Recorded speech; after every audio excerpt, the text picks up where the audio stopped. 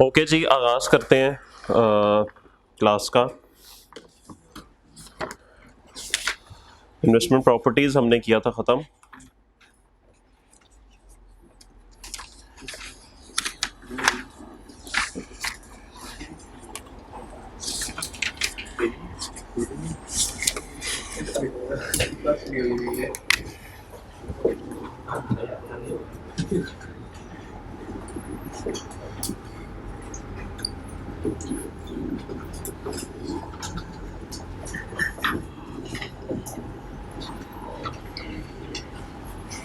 इस 20 स्टार्ट करते हैं। गवर्नमेंट ग्रांट्स एंड असिस्टेंस आसान सा स्टैंडर्ड है, और ये बात आपके साथ हो गई थी कि अब जितना काम हमारा रह गया वो कोई इतना मुश्किल नहीं है।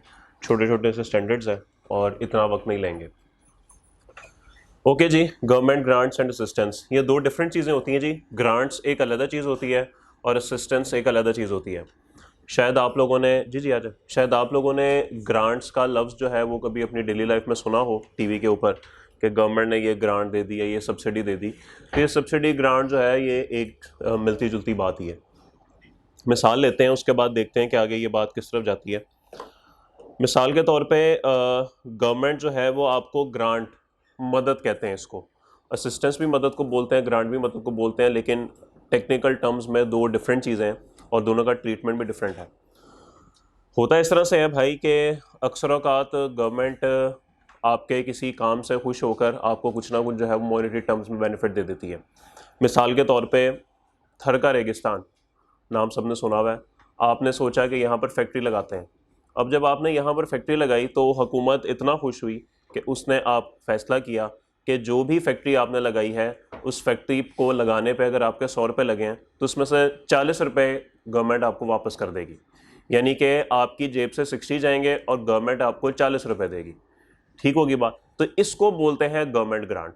बस बहुत सिंपल चीज़ है। ठीक है, तो गवर्नमेंट आपको ये 40 रुपये दे देगी। लेकिन अब सवाल यहाँ पर अकाउंटिंग में ये रेज होगा कि आपकी जेब से तो 100 रुपये आ गया था, उसके बाद आपकी जेब में 40 वापस आ गया। तो सवाल ये उठता है कि भाईजान आपने अकाउंटिंग इसकी कैसे करनी है, जो 100 गया उसकी कैसे करनी है, जो 40 आया उसकी कैसे करनी है।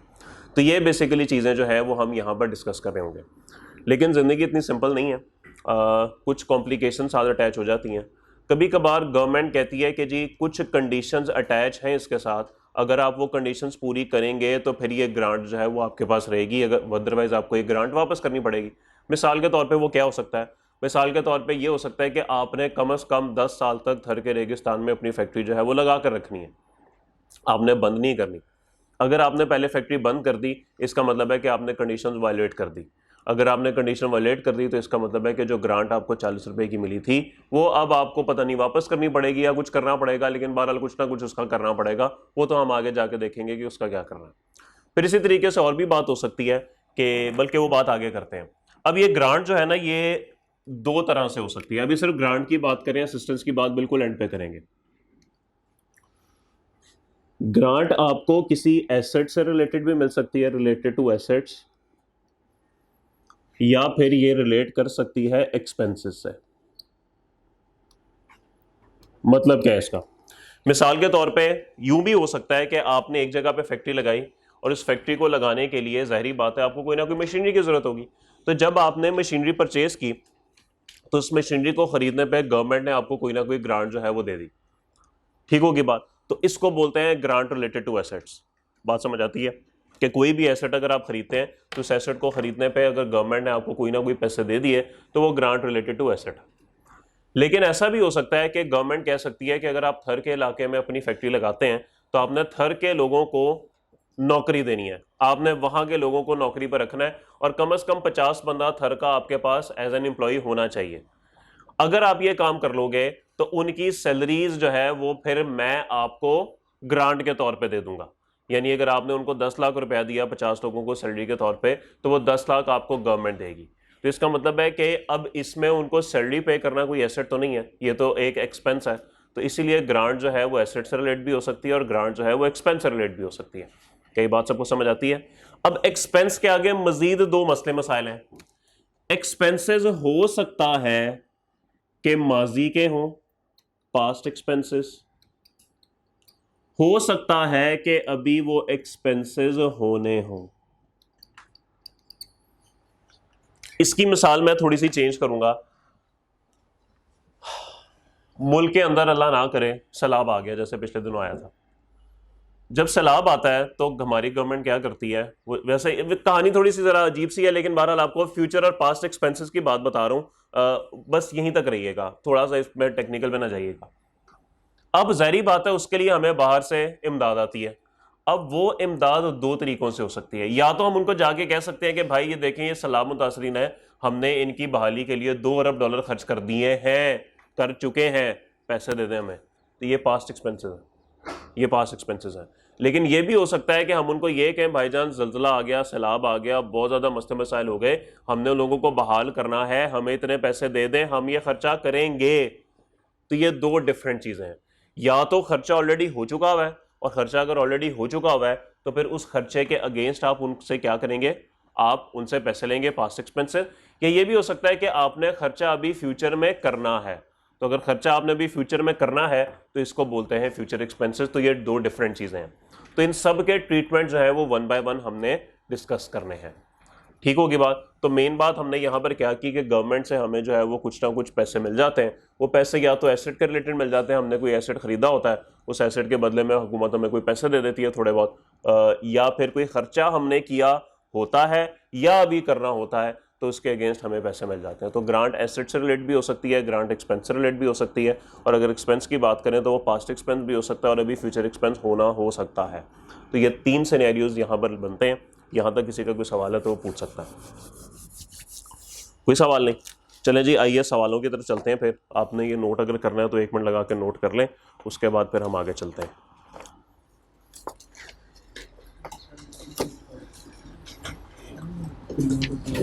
यार ये AC तीनों चल रहा है, 16 पे चल रहे हैं भाई। ओके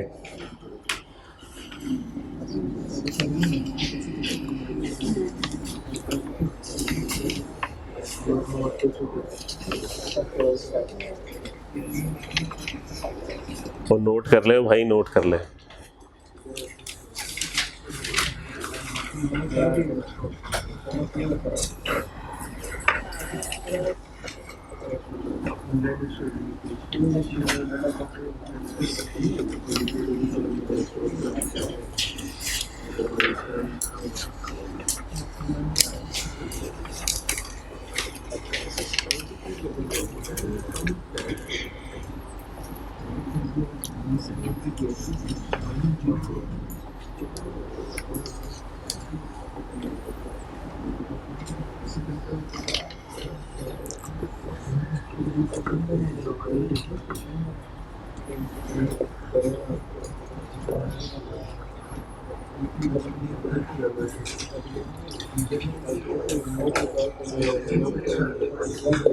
जी पेज 45 पे आ जाइए, नोट करके पेज 45 पे आ जाए।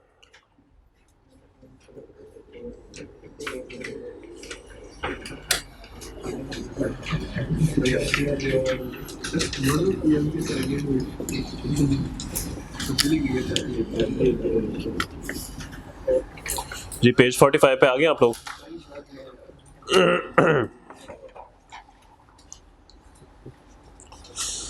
ओके जी, पेज 45 पे आइए, क्वेश्चन नंबर 10 देखते हैं। ABC company received a grant of ₹40 million in 2002 to acquire a water cleaning station. अब ये वाटर क्लीनिंग स्टेशन जो है ये एक एसेट है, अभी हम एसेट की बात कर रहे हैं कि आपने एक वाटर क्लीनिंग स्टेशन जो है वो एक्वायर किया 2002 में, और उसके नतीजे में आपको 40 मिलियन की जो है वो ग्रांट रिसीव हुई। The cost of station is ₹100 million and it's useful life is 8 साल। इस स्टेशन की कॉस्ट है जी 100 मिलियन और यूजफुल जिंदगी 8 साल। 100 में से 40 आपको मिल गए। ABC company acquired the station on 1 July 2002 and year and is 31 दिसंबर। ठीक है जी, 1 जुलाई को हमने लिया और 31 दिसंबर ईयर एंड है। रिक्वायर्ड है जी pass journal entries and prepare financial statement extracts for the year ended 31 December 2002 and 3 under both available options for accounting of grant related to fixed assets. ये आपके लिए एक नया जुमला है। वो कहता है कि एंट्रीज कर दें और एक्सट्रैक्ट्स बना दें 2002-2003 के। यहां तक तो बात दुरुस्त थी, लेकिन उसके बाद उसने बोला है under both available options for accounting of grant related to fixed assets. तो बात अभी फिक्स्ड एसेट्स की हो रही है। अब यहां से इसकी बात सुन के ये लगता है कि रिलेटेड टू एसेट्स जो ग्रांट होती है ना, जो ग्रांट रिलेटेड टू एसेट होती है, इसकी अकाउंटिंग के दो मेथड होते हैं। इसकी बात सुन के ये लग रहा है, तो ये बात बिल्कुल दुरुस्त है भाई। इसके दो मेथड्स होते हैं। एक होता है जी डायरेक्ट मेथड, और दूसरा है जी इनडायरेक्ट मेथड। तो वन बाय वन इनको डिस्कस करते हैं। सबसे पहले हम डायरेक्ट मेथड की तरफ जाएंगे, उसके बाद फिर हम इनडायरेक्ट मेथड की तरफ जाएंगे। चले जी, कुछ वैसे वर्बली डिस्कस करते हैं, उसके बाद बोर्ड पे एंट्रीज लिखते हैं।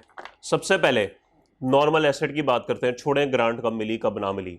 सबसे पहली एंट्री क्या होगी एसेट खरीदने की? 1 जुलाई 2002 को आप एंट्री करेंगे डेबिट प्रॉपर्टी प्लांट इक्विपमेंट या फिर डेबिट एसेट जो मर्जी लिख लें 100 से, और क्रेडिट कैश बैंक या पेबल आप कर देंगे 100 से, उससे हमारा कोई गर्ज नहीं है। ठीक होगी बात। उसके बाद साल खत्म हो रहा है 31 दिसंबर 2002, और 31 दिसंबर 2002 को आप एंट्री करेंगे डेप्रिसिएशन की। कितनी एंट्री, क्या एंट्री होगी, किस अमाउंट से होगी? पहले एंट्री बता दें फिर उसकी अमाउंट बता दें। एंट्री क्या होगी? डेप्रिसिएशन एक्सपेंस डेबिट और एक्यूमुलेटेड डेप्रिसिएशन क्रेडिट, कोई मसले वाली बात नहीं है। अमाउंट क्या होगी? अमाउंट क्या होगी? 100 divide by 8, 100 divided by 8, asset की कॉस्ट 100 है ना, 100 डिवाइड बाय 8 मल्टीप्लाई बाय 6/12, क्योंकि 6 माह की डेप्रिसिएशन आपने करनी है तो 6 माह की डेप्रिसिएशन हो गई। तो ये पहला साल आपका खत्म हो गया। दूसरे साल में एसेट खरीदने की तो कोई एंट्री नहीं होगी, सिर्फ डेप्रिसिएशन की एंट्री होगी, और वो कितनी होगी? 100 डिवाइड बाय 8। सवाल खामोश से एज्यूम करें कि क्या है, स्ट्रेट लाइन ही है, तो दूसरे साल में 100 डिवाइड बाय 8 सिंपल।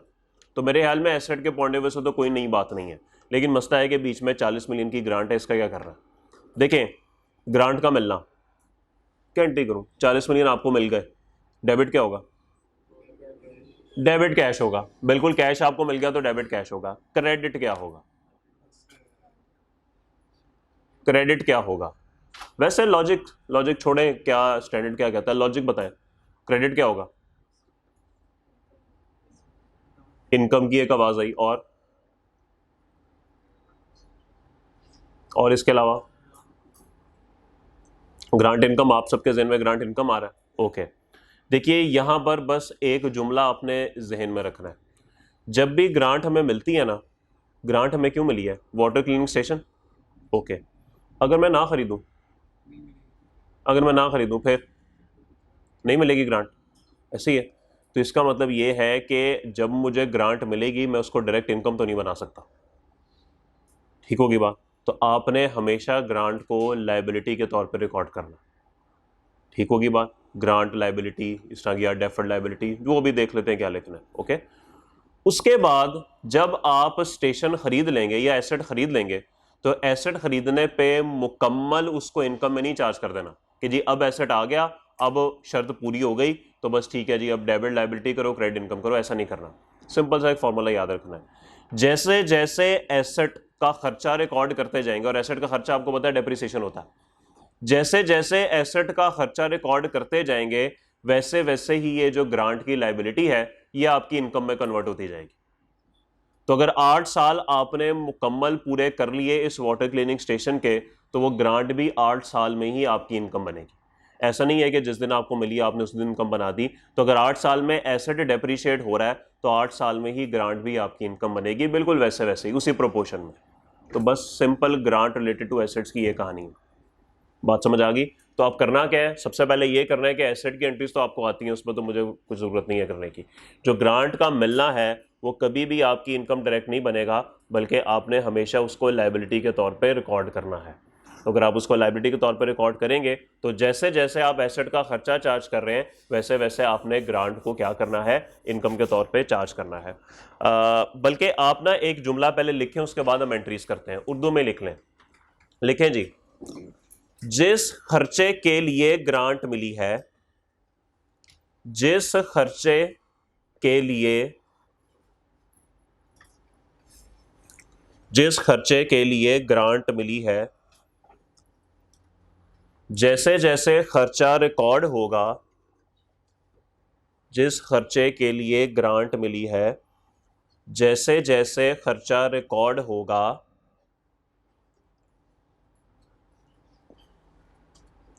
वैसे वैसे ग्रांट इनकम रिकॉर्ड करेंगे। जैसे जैसे खर्चा रिकॉर्ड होगा वैसे वैसे ग्रांट इनकम रिकॉर्ड करेंगे। जिस खर्चे के लिए ग्रांट मिली है, जैसे जैसे खर्चा रिकॉर्ड होगा वैसे वैसे ग्रांट इनकम रिकॉर्ड करेंगे। ठीक होगी बात? तो जैसे जैसे खर्चा होगा वैसे वैसे इनकम। तो बस ठीक है जी, अब इसकी एंट्रीज करते हैं। आप लोग पहले देखेंगे, उसके बाद नोट करेंगे।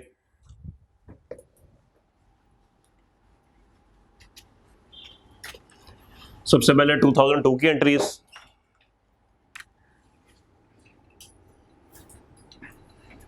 जी ग्रांट मिलने की कोई तारीख लिखी हुई है?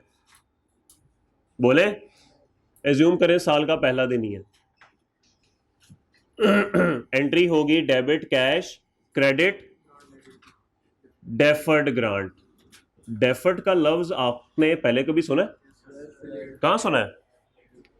डेफर्ड कहते हैं रोक देना, डिले कर देना। ठीक है, तो ग्रांट को डेफर कर दिया, डिले कर दिया। ये डेफर बेसिकली लफ्ज जो है वो डेफर्ड टैक्स एक आपका है, IAS 12 है गालिबन। वहाँ पे आप जब ये जाएंगे FR 2 में है वो, वहाँ पे टैक्स वगैरह पढ़ेंगे तो वहाँ पे डेफर्ड टैक्स बहुत ज़्यादा आप पढ़ेंगे। तो ये डेफर्ड का मतलब होता है जी रोक देना, डिले कर देना। तो कितने से मिली आपको ग्रांट? 40 मिलियन से। 40 और 40, कोई मसले वाली बात नहीं।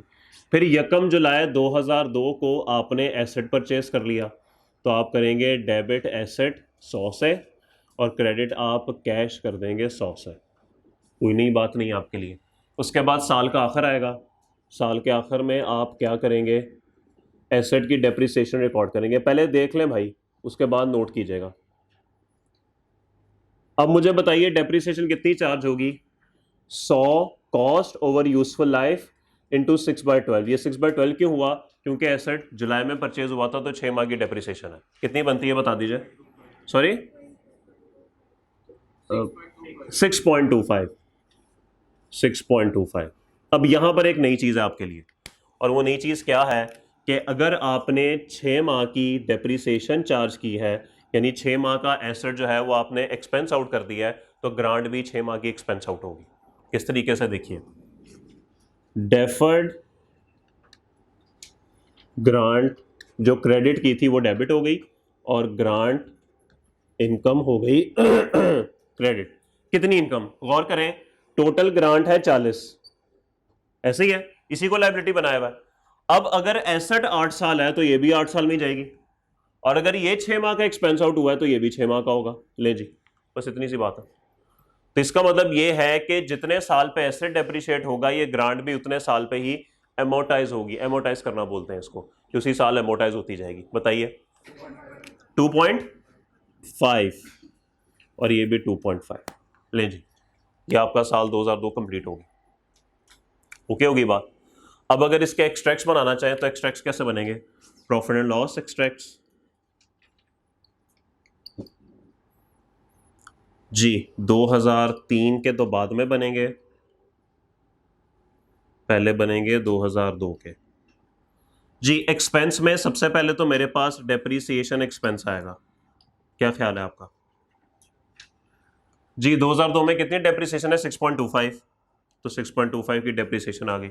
और इसके अलावा कुछ आएगा कि नहीं? Grant income. ग्रांट इनकम कितनी है जी? 2.5, और ये पॉजिटिव से। कोई मसला? ओके। उसके बाद अगर बैलेंस शीट एक्सट्रैक्ट्स बनाएंगे, जी बोलिए क्या आना चाहिए? 2003 और 2002। सबसे पहले आपके पास नॉन करंट एसेट्स, इसके अंदर जो भी है water station, property plant equipment, कितने से आएगा भाई? कितने से आएगा? 100 से नहीं आएगा भाई, बुक वैल्यू से आता है। कॉस्ट माने से क्यूमुलेटेड डेप्रिसिएशन। तो आप क्या करेंगे भाई? आप करेंगे 100 माइनस 6.25, कितना बनता है? 93.75। और इसके अलावा क्या आ सकता है इसमें? जी non current liability. Non current liability, deferred grant. 2002 की अगर बात करें तो 2002 में मेरे ख्याल में 40 में से 2.5 तो चार्ज हो चुका, बाकी 37.5 बचा। तो 40 में से 2.5 निकाल दें, बाकी कितना बचा? 37.5। अच्छा, अब कुछ लोग क्या करते हैं यहाँ पर? कुछ लोग यहाँ पर कहते हैं कि जितनी ग्रांट अगले साल एमोटाइज होगी वो करंट पोर्शन में ले आओ। याद है करंट लाइबिलिटीज में हम लेके आते थे, करंट लाइबिलिटीज में ले आओ। तो उस सूरत में क्या होगा, उस सूरत में आप यहां पर लिखेंगे करंट लाइबिलिटीज और current portion of deferred grant. ये मैं बस वैसे ही बता रहा हूं, ना भी लिखें तो काम चल जाएगा। Current portion of deferred grant. Okay, अगले साल कितनी होगी भाई, 40 डिवाइड बाई 8 5 की होगी, तो यहां पर आ गया 5, तो ये 5 तो नहीं रहेगा, ये बन गया 32.5। कई बात आपको समझ आ गई, क्लियर है सब यहां तक? ओके, अब बनाते हैं जी 2003 का, 2 मिनट में बन जाएगा ये। 2003 में क्या ग्रांट मिलने की कोई एंट्री होगी? नहीं, ग्रांट तो एक दफा ही मिलेगी। क्या एसेट खरीदने की कोई एंट्री होगी? ये भी कोई एंट्री नहीं होगी। लेकिन यहां से एंट्री शुरू हो जाएंगी कि 31 दिसंबर 2003 डेप्रिसिएशन एक्सपेंस और एक्यूमुलेटेड डेप्रिसिएशन क्रेडिट जी कितने से, अब डायरेक्ट 100 डिवाइड बाई 8, अब कोई 6/12 नहीं है, कितना बनता है 12.5। ओके, और इसी तरीके से अब ग्रांट को भी आपने बिल्कुल वैसे ही एमोटाइज करना है, डेफर्ड ग्रांट डेबिट और ग्रांट इनकम क्रेडिट। और अब आप क्या करेंगे, अब आप सिंपल 40 डिवाइड बाई 8 कर रहे होंगे, और ये कितना बनेगा 5, और ये बनेगा 5। और अगले साल अब आपका प्रॉपर्टी प्लांट इक्विपमेंट कितना हो जाएगा भाई, दो ऑप्शंस हैं, 100 में से एक्यूमुलेटेड 2 साल के माइनस कर लें, या 93.75 में से इस साल के डेप्रिसिएशन माइनस कर दें, एक ही बात है ना।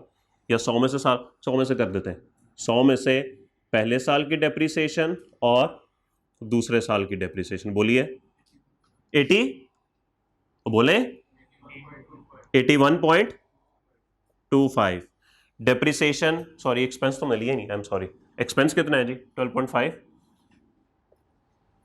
और इनकम कितनी है 5। और यहां पर बताइए जी डेफर्ड ग्रांट अब कितनी रहेगी मेरे पास, 40 में से 2.5 चला गया और मजीद 5 चला गया, कितना बना 32.5।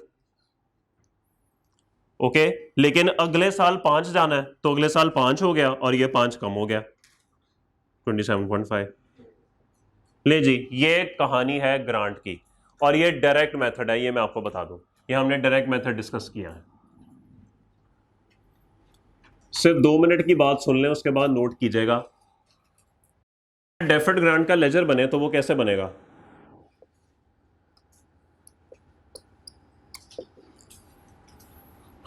यकम जुलाई 2002 ये वाली एंट्री करेंगे आप, debit cash credit deferred grant कितने से 40 से, मैं डिस्क्रिप्शन नहीं लिख रहा, वो अब आपको पता है। ओके, और जब साल खत्म होगा तो आपने डेफर्ड ग्रांट को एक दफा 2.5 से डेबिट किया हुआ है साल के आखिर में, तो अगर यहां पर कैरेट डाउन लिखा जाए तो कैरेट डाउन कितना होगा जी 37.5, कैसे ही है। उसके बाद बात करें अगर यकम जनवरी 2003 की, तो ब्रॉड डाउन कितना होगा 37.5। उसके बाद अगेन साल के आखिर में आप डेफर्ड ग्रांट क्या करेंगे डेबिट, और वो आपने कितने से की हुई है 5 से। ओके, तो ये 5 होगा और 32.5 आपका कैरेट डाउन होगा। तो आप देखें पहले साल का कैरेट डाउन है 37.5, तो आप खुद देख लें, इन दोनों को टोटल करें 37.5 बनता है, वो तो हमने करंट में लैदा कर दिया, वरना ही 37.5 था। अगले साल 32.5 है, इन दोनों को टोटल करें तो ये कितना बनेगा 32.5। ठीक होगी बात। Grant related to asset direct method ही आपके सामने है, अब आप नोट करें।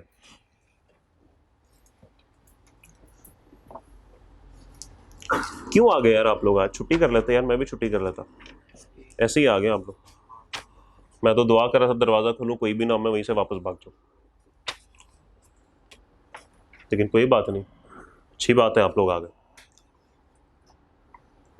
आज आएंगे तो अगले महीने मैं छुट्टियों में जा सकूंगा ना, वरना मैं कोर्स ही खत्म कराता रहूंगा।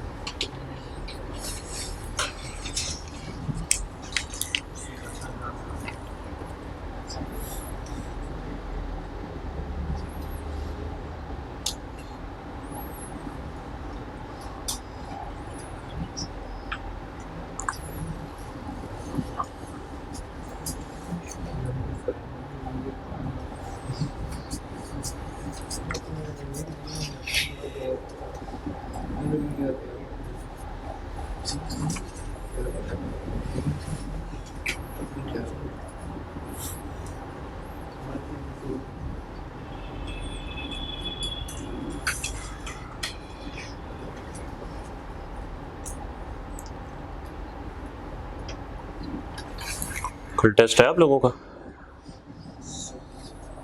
जी बोले। हंस रहा है तू यार। फ्राइडे को आया था? फ्राइडे को आया था? नहीं आया था ना? मुझे याद नहीं आया था। क्यों नहीं आया था? आंख नहीं खुली थी। कोई नहीं, पेपर आएगा ना सामने, आंख भी खुलेगी, दिमाग भी खुलेगा। ऐसा 12 को पेपर है ना आप लोगों का? 12 सितंबर की 11 सितंबर? हो 9/11। अच्छा नहीं, 12/11 नहीं, 9/11 9/12।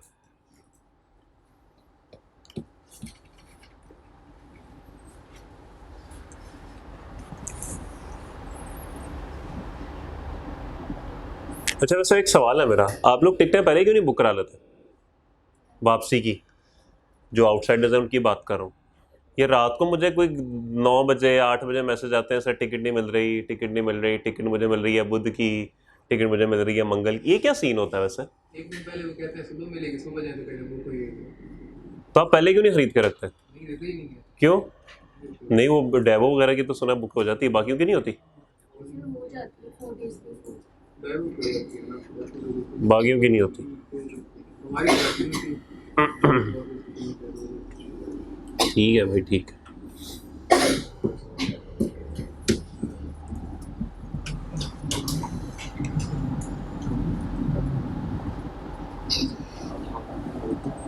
अब ऑनलाइन एक तो ड्राइवर लेनी पड़ेगी यार। कौन से वाला होने? वो मैम क्लास के बाद मिलेगा।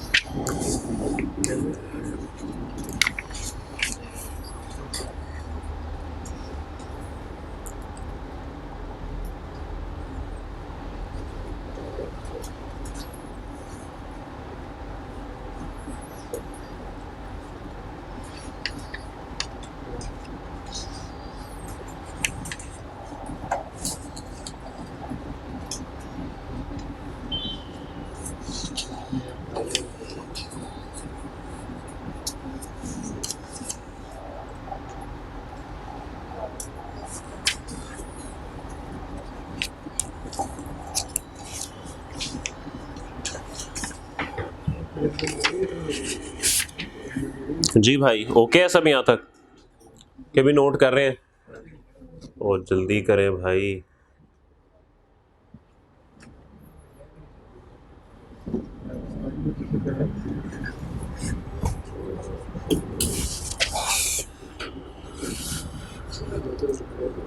अच्छा कल टेस्ट की बात हो रही थी, कल टेस्ट है कि नहीं? ये तू हंसता है आगे से, एक तो छुट्टी करता है ऊपर से हंसता है आगे से। जी बताइए। नहीं बोलेंगे? आवाज़ आ रहा कौन? किस बात की आवाज़ आ रही है? दोबारा आ गए इस वक्त बात की आवाज़? तो अगले महीने फिर छुट्टियाँ हो रही हैं आप लोगों को? कोर्स ख़त्म होगा तो छुट्टियाँ ही है ना आप लोगों की। अजीब लोग हैं यार। आप लोगों के लिए रात को मैं 3 बजे लाहौर पहुँचा हूँ, तो अब ऐसी शक्लें देखने के लिए पहुँचा। हमने शराब पी लिया है प्रमोशन से। इतना तो अच्छा।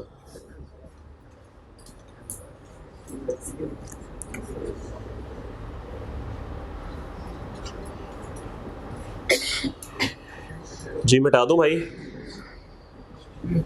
बोले? नहीं बोलेंगे? मैं मिटा देता हूँ फिर। मिटा दूं? नहीं मिटाना मैंने अभी नहीं मिटाना मैंने, क्योंकि मैंने इसके साथ ही इंटरैक्ट मेथड करवाना है। लेजर मिटा देता हूँ। लेजर मिटा दूं?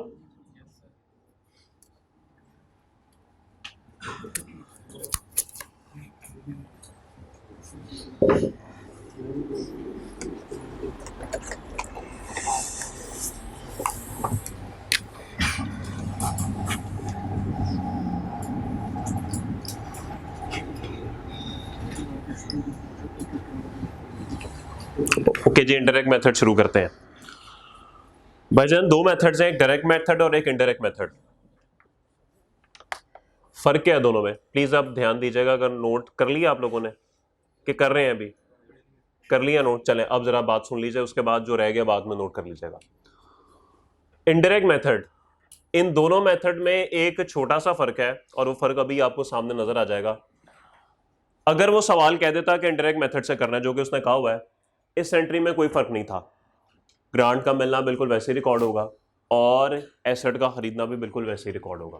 तो हम यहां पर लिखते हैं भाई, सबसे पहले 2002, सबसे पहले ग्रांट आपको मिली 1 जनवरी 2002 को। एंट्री आप करेंगे cash debit deferred grant credit, कितने से जी? 40 से, कोई नई बात नहीं है। उसके बाद 1 जुलाई को एसेट का खरीदना, एसेट डेबिट 100 से और कैश क्रेडिट 100 से। ले जी, यहां पर अब एक फर्क है और वो फर्क देख लीजिएगा कि इनडायरेक्ट मेथड के अंदर हम क्या करते हैं। इनडायरेक्ट मेथड के अंदर हम ग्रांट का मिलना एसेट की कॉस्ट में से नेट ऑफ कर देते हैं, ठीक होगी बात। तो ये एक्स्ट्रा एंट्री मैं रेड से लिखूंगा कि जिस दिन आपने एसेट खरीदा उस दिन आप क्या करेंगे, उस दिन आप डेबिट कर देंगे डेफर्ड ग्रांट 40 से, जितने से मिली, और क्रेडिट आप कर देंगे एसेट 40 से। और बात कुछ हद तक समझ भी आती है कि अगर आपने 100 रुपए का एसेट खरीदा था, उसमें से 40 आपको वापस आ गए, तो नेट एसेट तो आपको 60 रुपए में ही पड़ा ना। तो आपने अपने एसेट देखें क्या 60 रुपए में कर दिया। अब अगर इसका लेजर आप बनाएंगे तो लेजर किस तरीके से बनेगा, जरा गौर कीजिएगा। ये लेजर मैं मिटा दूंगा अभी क्योंकि इसकी जरूरत नहीं है। एक एसेट का लेजर और एक डेफर्ड ग्रांट का लेजर। ग्रांट जब आपको मिली होगी 1 जनवरी 2002 को, तो आपने क्रेडिट कर दी होगी 40 से, और जब आपने 1 जुलाई को एसेट खरीदा होगा तो आपने डेबिट कर दिया होगा 100 से। ऐसे ही किया होगा। उसके बाद आपने नेट ऑफ कर देना, यानी कि debit deferred grant credit asset. क्या ये बात समझ आती है? क्या मेरे पास डेफर्ड ग्रांट में कुछ बचा है? डेफर्ड ग्रांट तो 0 हो गया, और एसेट मेरे पास साल के आखिर में कितने का पड़ा हुआ है। तो इसका मतलब है कि अब दो फर्क यहां पर आ गए। अगर मेरे पास डेफर्ड ग्रांट में पड़ा कुछ नहीं हुआ तो क्या ये वाली एंट्री करनी बनती है? ये वाली एंट्री हो नहीं सकती, क्योंकि मेरे पास तो अब डेफर्ड ग्रांट है ही नहीं। डेफर्ड ग्रांट होगी तो एंट्री करूंगा ना, तो डेफर्ड ग्रांट नहीं है तो ये काम तो हम नहीं करेंगे। और दूसरा यहां पे भी फर्क पड़ेगा कि आज डेप्रिसिएशन 100 डिवाइड बाई 8 नहीं होगी बल्कि 60 डिवाइड बाई 8 होगी, क्योंकि मेरे पास एसेट 60 रुपए का पड़ा हुआ है। क्या ये बात समझ आ गई? तो अब यहां पर जो एक एंट्री होगी, इसको मैं ब्लू से लिख रहा हूं क्योंकि ये भी फर्क एंट्री है। 31 दिसंबर 2002 डेप्रिसिएशन एक्सपेंस डेबिट और accumulated depreciation credit ji. 60 divided by 8 into 6/12, बोलिए, सॉरी बोले 7.5, और ये भी 7.5। कोई मसला? एक्सट्रैक्ट्स देखते हैं जी प्रॉफिट एंड लॉस के और बैलेंस शीट के। 8.75,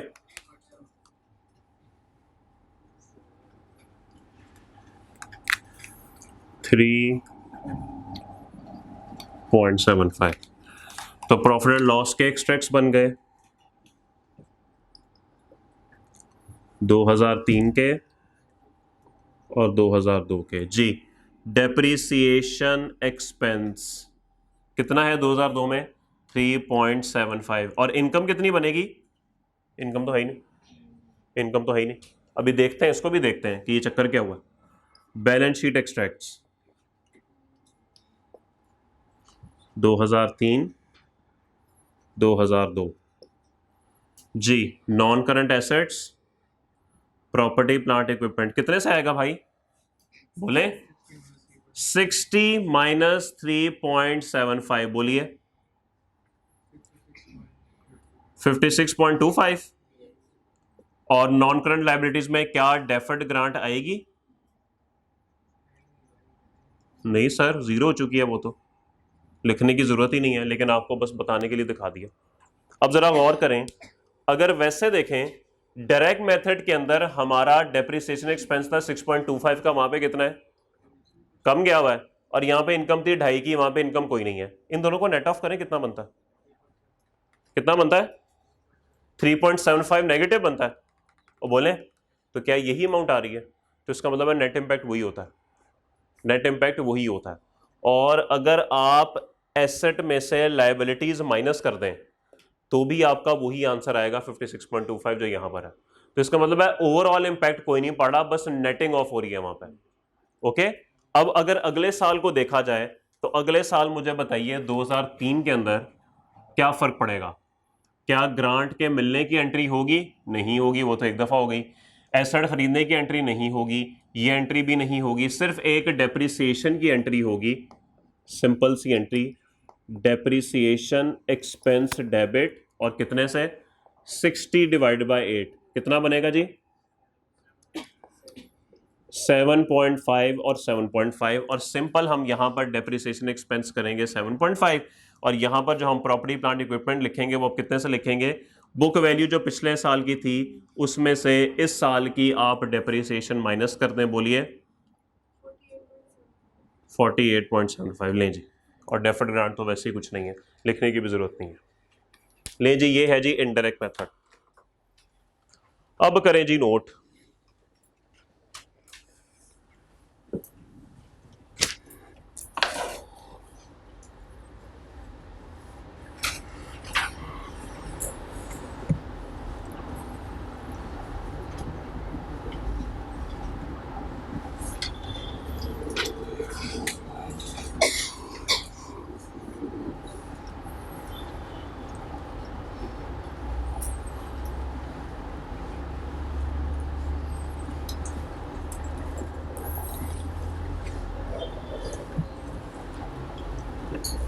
अल्लाह अकबर।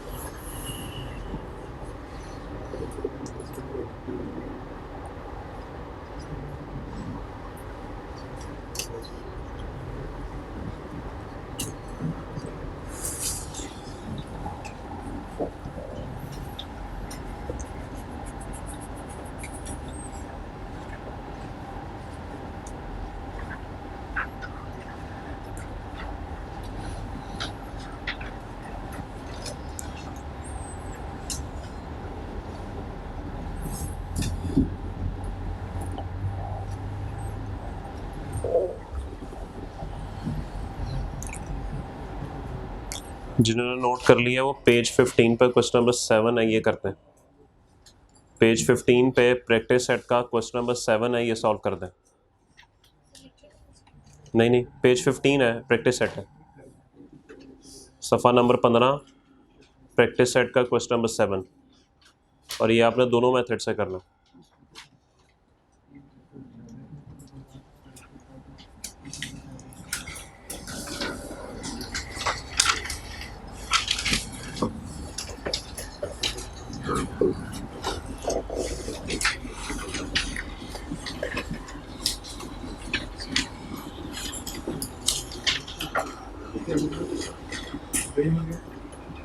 पंद्रह।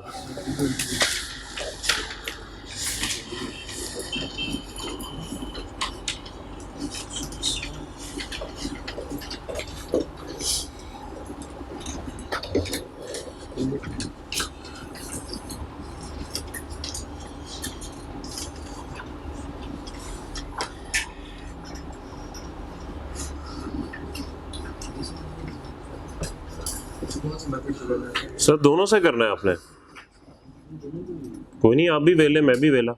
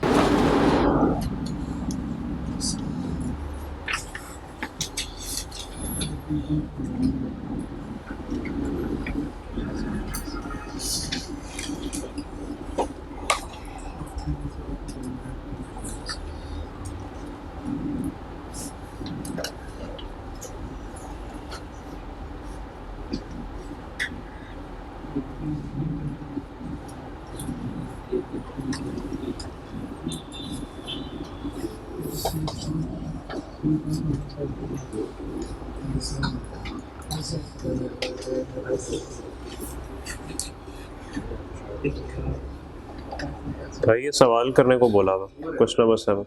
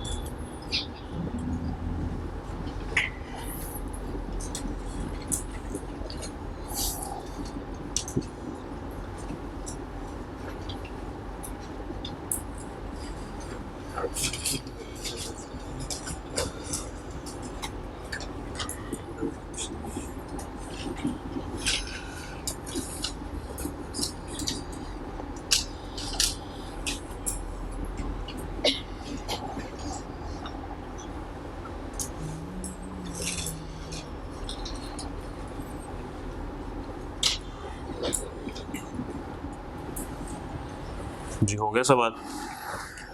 क्वेश्चन 7 हो गया जी। दोनों मेथड से, एक मेथड से, बस दूसरे से भी करें जल्दी।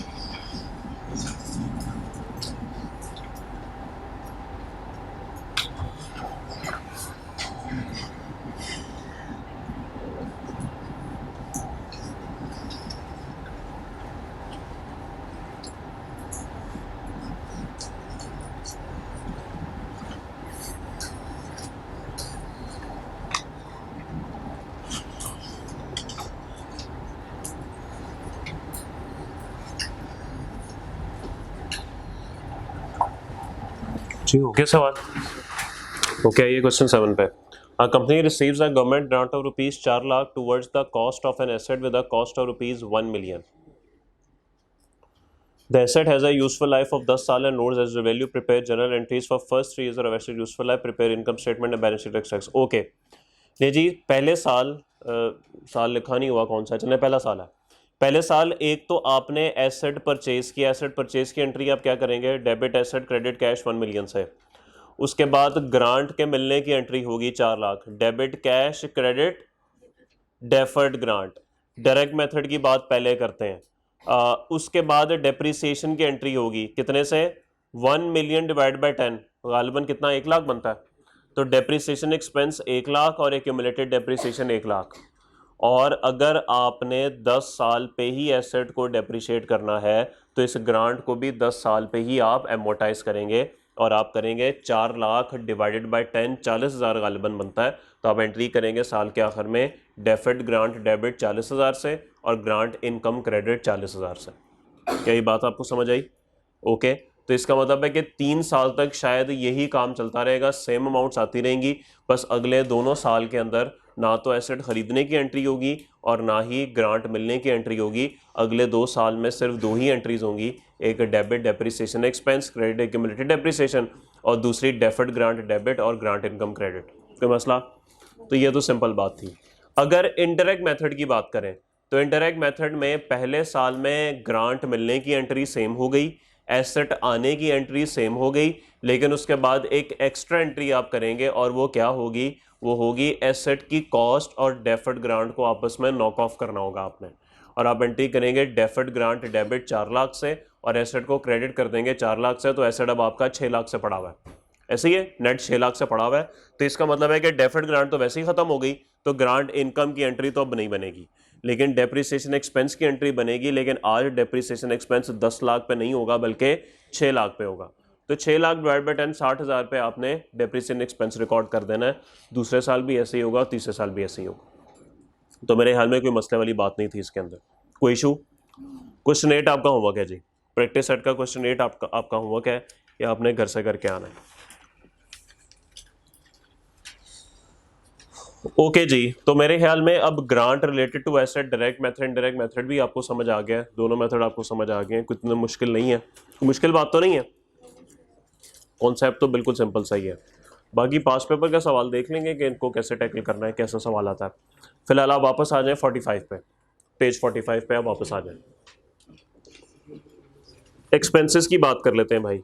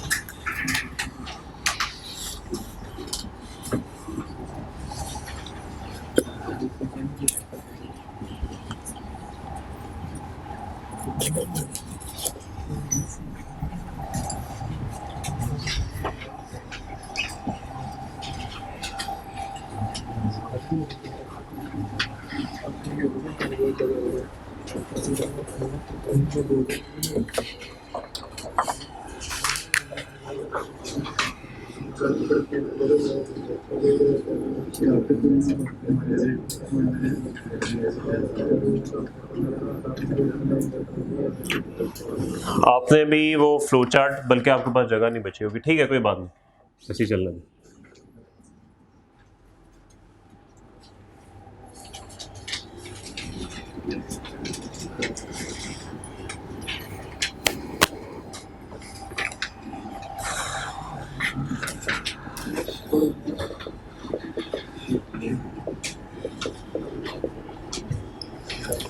जी, ग्रांट पास्ट एक्सपेंसेस से रिलेटेड भी हो सकती है, फ्यूचर एक्सपेंसेस से रिलेटेड भी हो सकती है। ये बात अभी आपके साथ हो गई थी, दोबारा बात कर लेते हैं।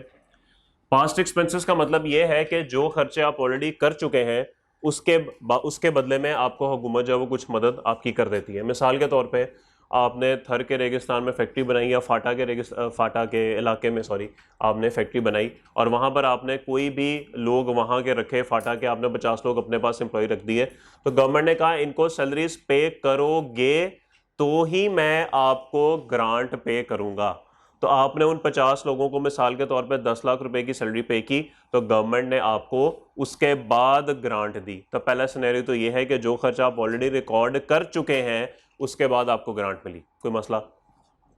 दूसरा सिनेरियो ये है कि गवर्नमेंट ये कह रही है कि अपने पास कोई 50 बंदे हायर कर लो, फ्यूचर में जो इनकी सैलरीज तुमने पे करनी है उनके लिए पैसे आज ही मेरे से ले लो। तो क्या दोनों बातों में फर्क आपको समझ आ गया कि एक जो है वो जो खर्चा हो चुका है उसके बाद आपको ग्रांट मिल रही है, और एक वो जो खर्चा अभी फ्यूचर में होना है उसके लिए आपको ग्रांट मिल रही है। तो ये दोनों डिफरेंट बातें हैं। सवाल पढ़ के आपको बड़े आराम से ये बात समझ आ जाएगी। करना क्या है जी, अगर तो पास्ट एक्सपेंसेस से रिलेटेड आपको ग्रांट मिल रही है तो आपने क्या करना है, record the grant in profit and loss account immediately. इसका मतलब यह है कि अगर कोई खर्चा आप ऑलरेडी कर चुके हैं तो वही जरा ज़हन में लेकर आए। अभी रिलेटेड टू एसेट में क्या किया था, ग्रांट को डेफर्ड ग्रांट बनाया था। डेफर्ड ग्रांट बनाने के बाद जैसे जैसे खर्चा हम रिकॉर्ड कर रहे थे वैसे वैसे ग्रांट को भी इनकम के तौर पर रिकॉर्ड कर रहे थे। अब यहाँ पे तो खर्चा ऑलरेडी हो चुका हुआ है, तो अगर खर्चा ऑलरेडी हो चुका हुआ है तो वो कहते हैं भाई इनकम भी फौरन बनाओ, खत्म करो बस, ठीक होगी बात। लेकिन यहां पर क्या होगा, लॉजिक क्या कहती, जैसे जैसे एक्सपेंस रिकॉर्ड होता जाएगा वैसे वैसे ही आप इनकम के तौर पर रिकॉर्ड करेंगे। तो हम यहां पर लिखेंगे record the grant as deferred grant, और डेफर्ड ग्रांट का मतलब क्या होता है, liabilities, and transfer it to profit and loss account on the same basis as relevant expense is charged to profit and loss account। तो ये बात बिल्कुल वैसे ही है कि अगर फ्यूचर में भी एक्सपेंस होना है उसकी ग्रांट आपको पहले ही मिल गई, उसको लायबिलिटी बना लें, और जैसे जैसे वो खर्चा रिकॉर्ड होता रहेगा वैसे वैसे ही आप डेफर्ड ग्रांट को debit deferred grant, credit grant income profit and loss में ट्रांसफर करते जाएंगे।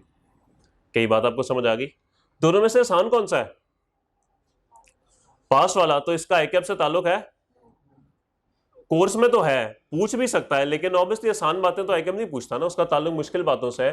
तो इसलिए हाईली लाइकली आपको फ्यूचर एक्सपेंस वाला सिनेरियो ही पेपर में आएगा, क्योंकि वो बहुत आसान है, उसकी तो एक ही एंट्री है बस, सिंपल जैसे ही ग्रांट मिले उसको debit cash credit grant income करके खत्म करो।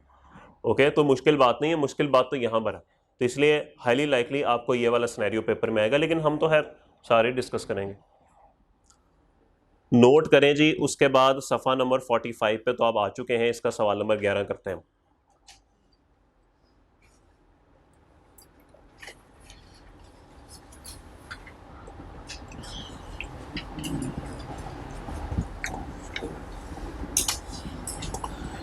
कोशिश करें इस महीने छुट्टी ना करें, लास्ट मंथ है ये आपके कोर्स का, और इसमें आपको मैंने बताया था छोटे छोटे स्टैंडर्ड्स हैं, छोटी छोटी बातें हैं, 3-4 दिन का स्टैंडर्ड है, एक छुट्टी करेंगे, हो सकता है कि वो स्टैंडर्ड का कॉन्सेप्ट उसी लेक्चर में कवर हो जाए, फिर 3-4 दिन आने का कोई फ़ायदा नहीं है।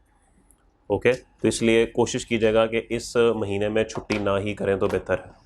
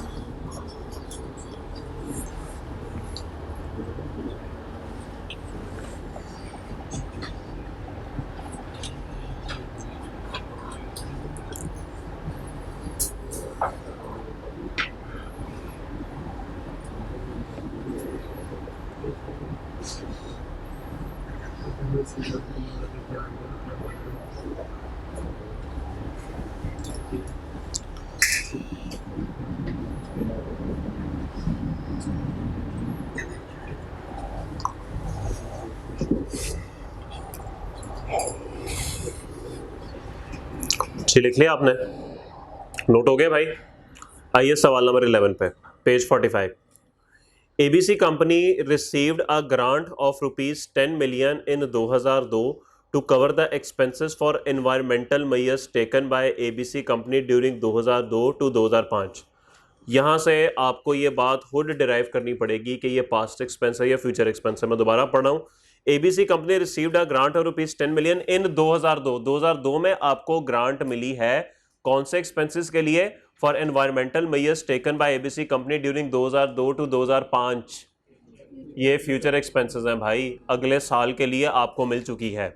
ABC company assumes to spend rupees 4 million each, नहीं इसको चेंज करें भाई, ये स्पेंड के आगे जो लिखा हुआ है ना रुपीज 4 मिलियन, यहां से लेके ना टोटल 14 मिलियन जहां तक लिखा है काट दें, क्योंकि ये मकसद पूरा नहीं कर रहा। एज्यूम्स टू स्पेंड यहां तक रखें सवाल को, उसके बाद लिखें assumes to spend as follows. Assumes to spend as follows, आपने स्पेंड तक रखना है, स्पेंड के आगे जो लिखा हुआ है rupees 4 million each in 2002, 3, 4 and rupees 2 million in 5, total 14 million, यहां तक काट दें। और टू स्पेंड के बाद लिखें एज फॉलोज। 2002 लिखें 2002, इधर नीचे काफी जगह है, नीचे लिख दें 2002, उसके आगे लिखें 4 मिलियन, फिर नीचे लाइन में लिखें 2003, ऐसे कॉलम बना लेना दो। 2002 के आगे 4 मिलियन, 2003 के आगे लिखें 3 मिलियन, 2003 के आगे लिखें 3 मिलियन, 2004 के आगे लिखें 5 मिलियन, सॉरी 2004 के आगे लिखें, 2004 के आगे लिखें 5 मिलियन, और 2005 के आगे लिखें 2 मिलियन। तो ये 4 मिलियन, 3 मिलियन, 5 मिलियन और 2 मिलियन, ये बनेगा। ठीक होगी बात? तो अमाउंट जरा चेंज कर देते हैं ताकि जरा हमारी अमाउंट्स भी एंट्रीज में भी चेंज हो।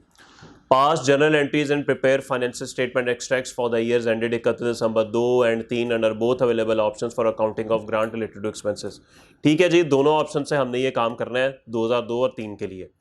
जी सबसे पहले मुझे ये बताइए कि आज एसेट बाय नहीं हो रहा, आज एक्सपेंस है, तो एसेट खरीदने की तो कोई एंट्री नहीं होगी, क्या ख्याल है? और अगर एसेट खरीदने की कोई एंट्री नहीं है तो डेप्रिसिएशन की भी कोई एंट्री नहीं होगी, लेकिन आज एक्सपेंस की एंट्री तो होगी। ओके, तो सबसे पहले ग्रांट का मिलना, debit cash, credit, deferred grant, क्योंकि फ्यूचर एक्सपेंस है ना, तो आपने सबसे पहले क्या करना है? Record the grant as a deferred grant. तो सबसे पहले आपने ग्रांट के मिलने को debit cash, credit, deferred grant करना है। किसी को कोई मसला? किस अमाउंट से करेंगे? 10 मिलियन से करेंगे, 10 मिलियन से कर दें। उसके बाद 2002 में आप कितना एक्सपेंस चार्ज कर रहे हैं? 4 million. Environmental expense debit 4 million और क्रेडिट कैश 4 मिलियन। और जैसे ही आपने रेलेवेंट एक्सपेंस चार्ज किया, बिल्कुल वैसे ही आपने डेफर्ड ग्रांट को भी अमोर्टाइज करना शुरू कर देना है। सवाल ये है कि आज कितनी अमाउंट से करेंगे हम? आज कितनी अमाउंट से हम करेंगे? बोलें। अच्छा, इसमें भी ना डायरेक्ट इनडायरेक्ट मेथड होते हैं। ओके, तो हम इसमें भी दोनों मेथड से करते हैं। जी 2002 की एंट्रीज सबसे पहले एज्यूम कर लें कि साल का पहला दिन ही है। ग्रांट का मिलना, debit cash, credit, deferred grant, कितनी मिली है जी? सॉरी 10 मिलियन, 10 कर लें जी, 10 मिलियन।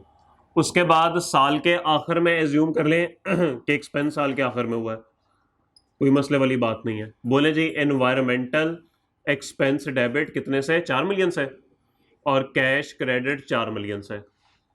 और जैसे ही आपने ये एक्सपेंस किया, बिल्कुल वैसे ही डेफर्ड ग्रांट को भी अमोर्टाइज करना शुरू कर दें। डेफर्ड ग्रांट डेबिट और जी कितनी अमाउंट से करेंगे? मुझे बताइए आपको ये ग्रांट कितने एक्सपेंस के लिए मिली है? हाँ, तो एक्सपेंस टोटल कितना बनेगा? 4 जमा 3 जमा 5 जमा 2, यही है। टोटल कितना बनता है? 14 मिलियन। क्या 14 मिलियन के लिए मिली है? 14 में से 4 एक्सपेंस आउट हो चुका हुआ है। क्या प्रोपोर्शन निकल सकती है? निकल सकती है। 14 में से अगर 4 चार्ज हो चुका है तो टोटल 14 था, 14 में से 4 हो गया, तो जितनी प्रोपोर्शन वो बनती है उतनी प्रोपोर्शन ही आप डेफर्ड ग्रांट की भी अमोर्टाइज कर दें। ये बात समझ आई? तो क्या मैं इसको ऐसे लिख सकता हूं,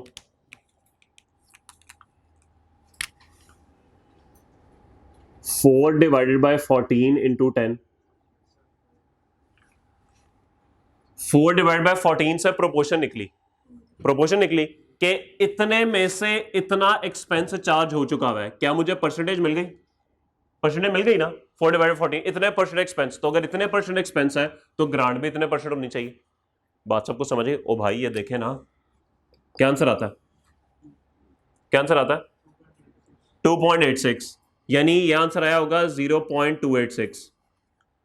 और अगर इसको 100 से मल्टीप्लाई भी कर दिया जाए तो आपका आंसर बन जाएगा 28.6%। क्या ये बात सबको समझ आती है? इसका मतलब है कि टोटल एक्सपेंस में से 28 से 6% एक्सपेंस आपने चार्ज कर दिया इस साल। तो अगर आपने 28 से 6% एक्सपेंस चार्ज किया तो ग्रांट भी तो उतने परसेंट ही होनी चाहिए।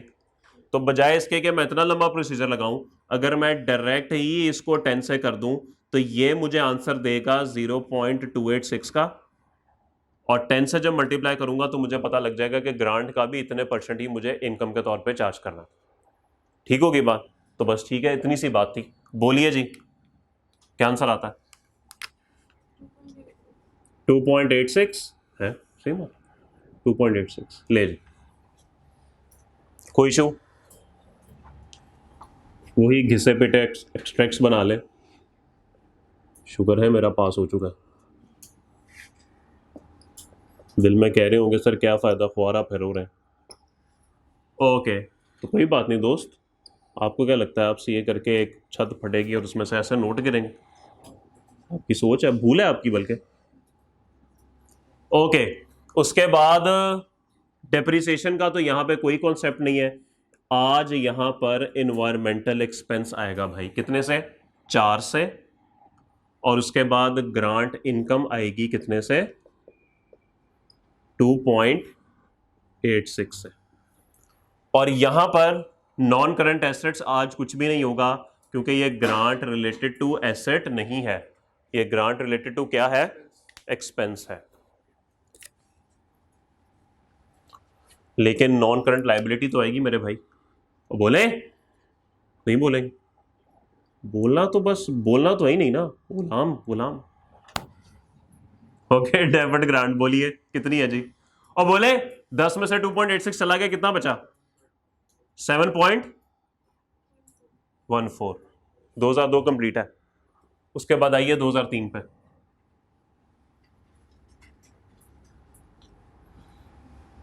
ग्रांट मिलने की कोई एंट्री नहीं, एक्सपेंस की एंट्री होगी। कितनी हुई जी एक्सपेंस? 3 मिलियन।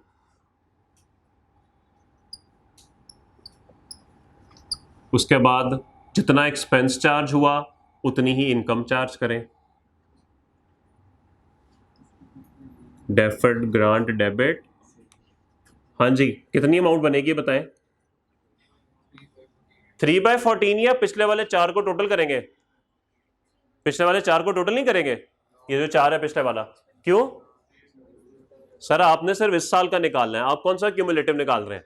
आपने सिर्फ इस साल का निकालना है, तो इसलिए 3/14 होगा और इंटू 10। बोलिए 2.14, 2.14। ले जी, एक्सपेंस आपने 3 मिलियन का चार्ज किया और इनकम आ गई 2.14 की। ओके, और डेफर्ड ग्रांट, अब देखिए जरा गौर करें, 7.14 में से मजीद 2.14 चला गया, बाकी कितना बचा? बोले एग्जैक्ट 5। और बात समझ भी आती है, टोटल एक्सपेंस 14 का था, 4 जमा 3 7, एग्जैक्ट 50% जा चुका है। एग्जैक्ट 50% जा चुका है, तो देखें एग्जैक्ट 50% ग्रांट ही आपके पास डेफर्ड के तौर पे पड़ी हुई। ओके, बात समझ आ गई? नोट करें इसको। इसके बाद इंडायरेक्ट मेथड करते हैं।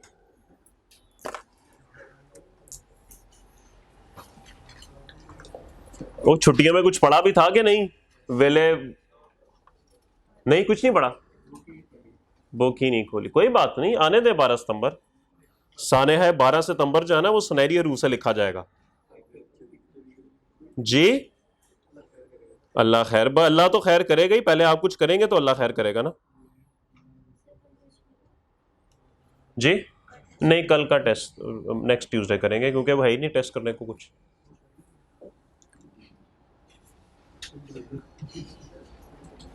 वो जल्दी नोट करें, इंसान बने।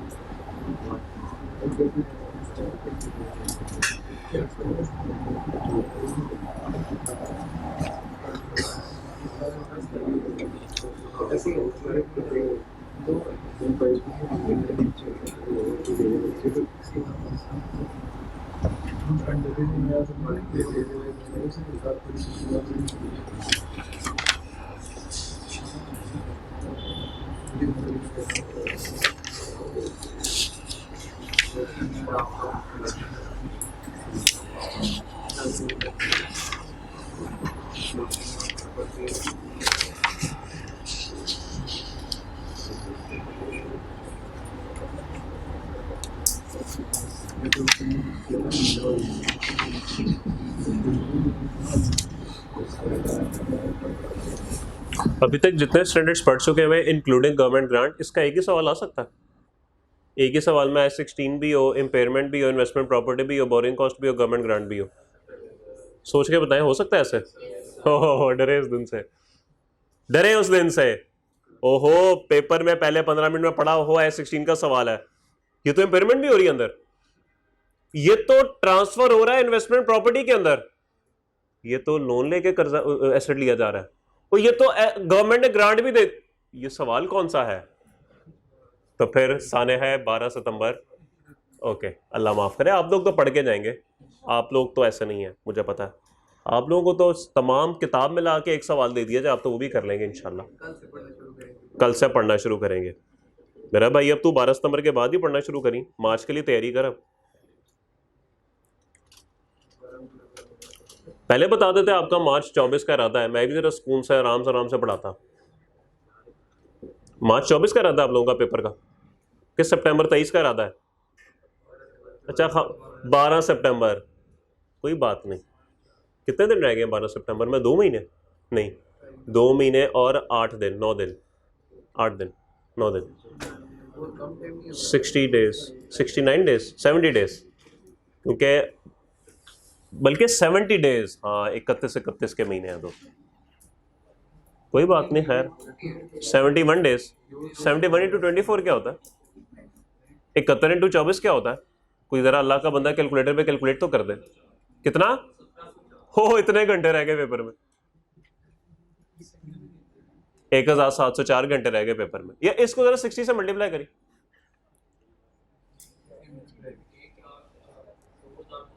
1,02,000, इतने मिनट रह गए हो तेरी। हो इसको भी 60 से कर,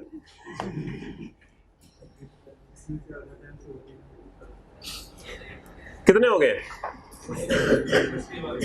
61 lakhs, 34,000, 34,400। ओ 2 गए, ओ एक और गया, ओ 3 और गए। बहुत टाइम पड़ा है ये तो, तुझे 12 सितंबर को ही पता लगेगा कि कितना टाइम पड़ा है। इतना टाइम पड़ा है, पढ़ लिया होता तो आज ये दिन तो ना देखना पड़ता। आज साने है 12 सितंबर तो ना होता। कह के थक गया, पढ़ लें, कोई बात नहीं, खैर है। नवंबर में रिजल्ट है ना, वो कहावत ही बनी हुई ना, where there is a will there is a way, after every November there is a मे।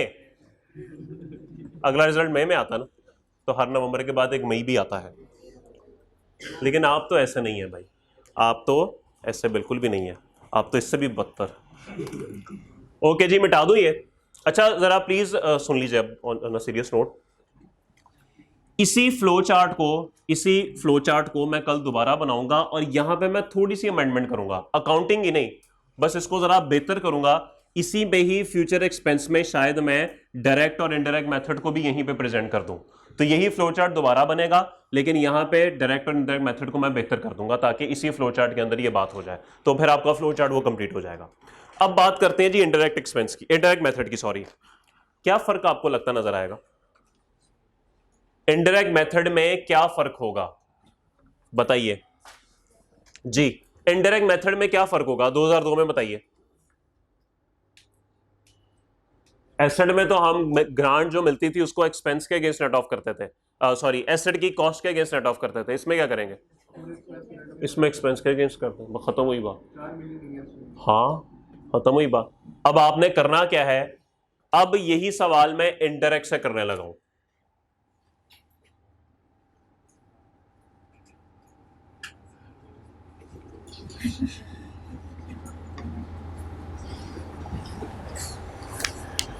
बल्कि इसको जरा ऊपर करके लिख दें ताकि आपको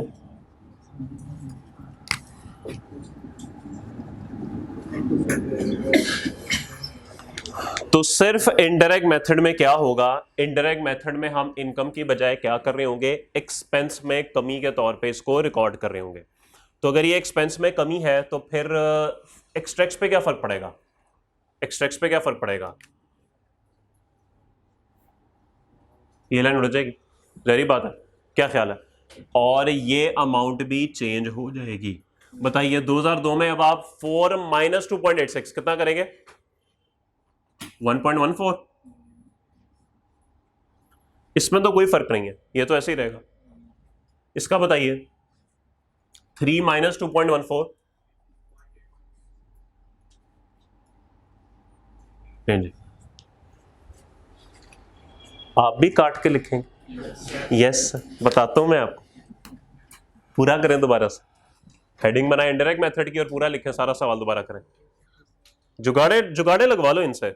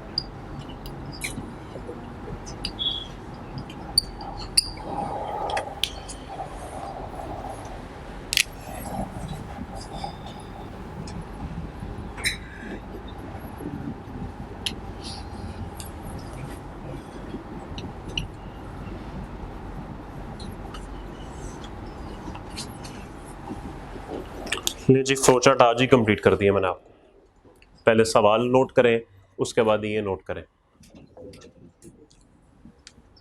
मेरे ख्याल में पढ़ के आपको समझ आई जाएगी, सवाल आपने कर लिया हुआ है।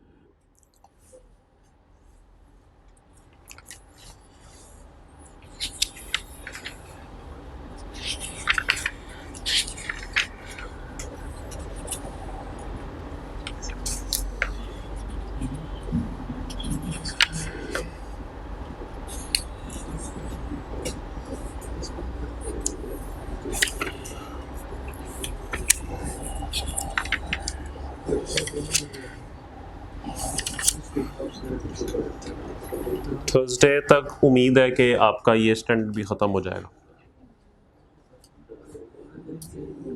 4 दिनों में, हो सकता है फ्राइडे में लगे।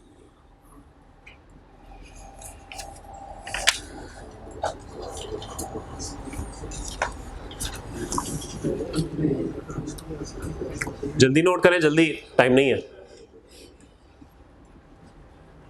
तू टाइम देख रहा है यार, कोई शर्म नहीं आती तुझे?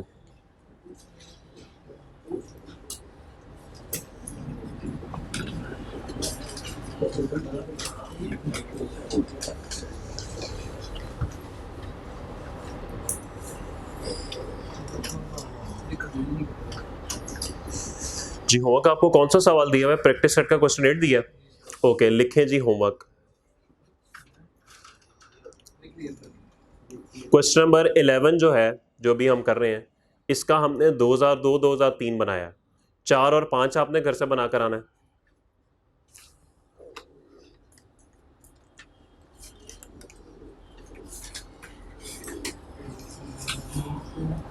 पेज 43 पे आइएगा, page 43। Question number 1, grant for past expenses. क्या करना होता है इसमें? पास्ट एक्सपेंस में क्या करना होता है भाई? हाँ, प्रॉफिट एंड लॉस में डायरेक्ट आता है आपको। क्वेश्चन 2 पे है, grant for future expenses, direct approach. Direct method एक ही बात है, पता है आपको, अभी आपने सवाल ये किया। Question 3, grant for future expenses, indirect approach, ये भी आपको पता है, एक्सपेंस में reduction. Question number 4, grant related to asset, direct approach, ठीक है, ये भी आपको पता है। Grant related to depreciable asset, indirect approach, ये भी आपको पता है। तो पांचों कराइएगा। हाँ, ये पांचों सवाल कल आपकी कॉपी पे चेक होंगे, और ये मैं चेक करूंगा लाजमी। ये जो आप लोगों की हरकतें हैं ना, जो आप लोगों ने छुट्टियां ज़ाया की हैं, अब इसका आपको जो है वो सज़ा मिलेगी, भुगतना पड़ेगा आपको। ओके, ऐसी तैसी फिरेगी कल आप लोगों की। तो कल ये पांचों सवाल अलॉन्ग विद क्वेश्चन नंबर 11 के 2 साल, अलॉन्ग विद प्रैक्टिस सेट का सवाल नंबर 8, गालिब 8 ही है ना। ये कितने बन गए सवाल? 6 सवाल, बल्कि 7 सवाल। ये 7 सवाल कल आपके रजिस्टर्स पे होने चाहिए, और बिलीव में ये घंटे से ज़्यादा का काम नहीं है, ये 1 घंटे से ज़्यादा का काम नहीं है। एमसीक्यूज हमारे सिर्फ IS16 के रह गए हैं दोस्त। ओके, बाकी तो हमने कर लिए हैं सारे। तो क्या ये पांचों नहीं 7 सवाल आप कर लेंगे? इंशाल्लाह क्या होता है इंशाल्लाह? ओ खुद चाहेंगे तो अल्लाह चाहेगा ना। ओ पड़े पड़े खुद ही अल्लाह मियाँ खुद ही हो जाए, अल्लाह मियाँ खुद ही रजिस्टर पे हो जाए, ऐसे नहीं होता। थोड़ी मेहनत करनी पड़ती है, मेहनत करेंगे तो फिर अल्लाह भी साथ आपका साथ देगा। ओके, ठीक है जी, चले फिर आगे।